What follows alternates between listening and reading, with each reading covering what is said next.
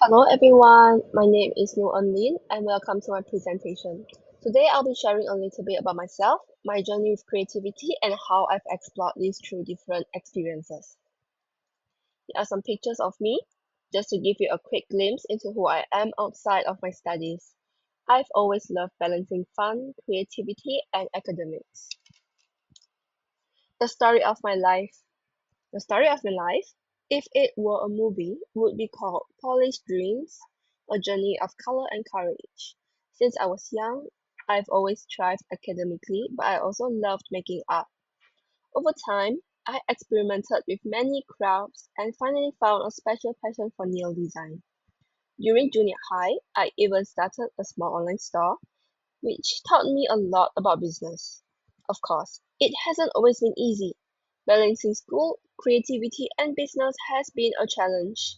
But what I've discovered is that my identity is shaped by both my studies and my art.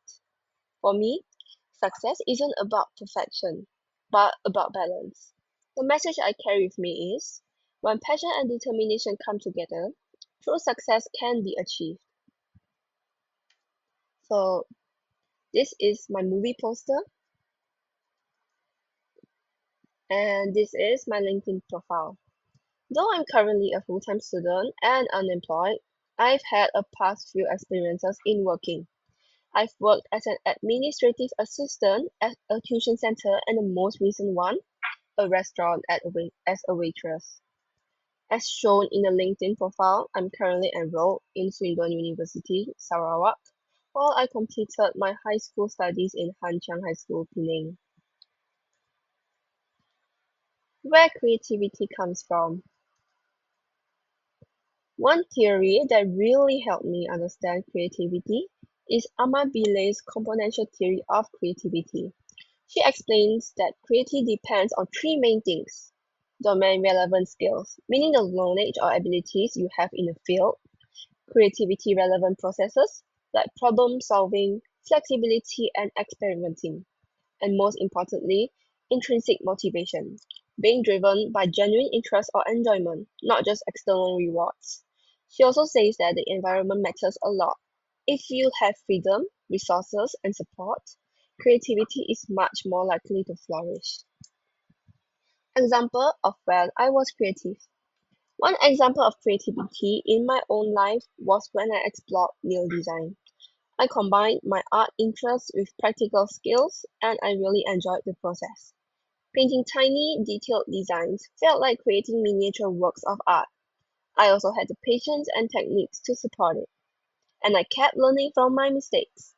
Because I had the skills, the creative thinking, and the motivation, everything aligned, and creativity came naturally. Example of when I missed a chance to be creative.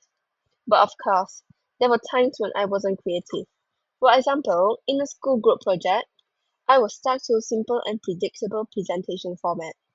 I was more focused on finishing quickly and meeting deadlines. I wasn't interested or motivated, and I didn't use any of my creative skills, like design or storytelling. This shows how, without motivation or effort to think differently, creativity can be blocked. For my pink time, I chose learning to do nails. For my pink time task, I chose to learn nail design. I started because I wanted to express my creativity and also find a way to relax. I began with simple designs, but I also hope to keep improving through practice and maybe even attending courses. My goal is to learn more advanced techniques, build confidence, and eventually create a small portfolio of nail art. In the future, I'd love to see if I can turn this into a side business. My creative type is the luminary, someone who inspires others through ideas and vision.